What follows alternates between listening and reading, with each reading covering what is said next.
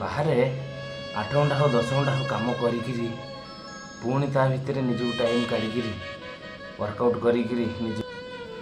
ବାହାରେ ଆମେ ଏଠି ରହିଲେ କ'ଣ ପର ଅଧୀନରେ ରହିଲେ ସବୁବେଳେ ମାନେ କମ୍ପାନୀ ଗଲେ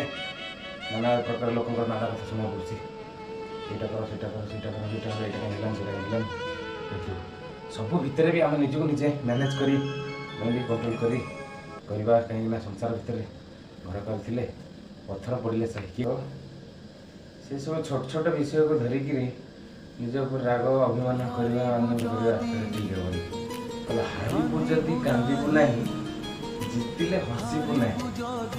ଏକା ଚାଲିଯା ଜୀବନ ବାଟ ପଛକୁ ଚାହିଁବୁ ନାହିଁ। ତେଣୁକରି ଲାଇଫରେ ସବୁବେଳେ ଏକା ବଞ୍ଚିବାକୁ ଚେଷ୍ଟା କରନ୍ତୁ ଆଉ କଠିନ ପରିଶ୍ରମ ଉପରେ ଆଉ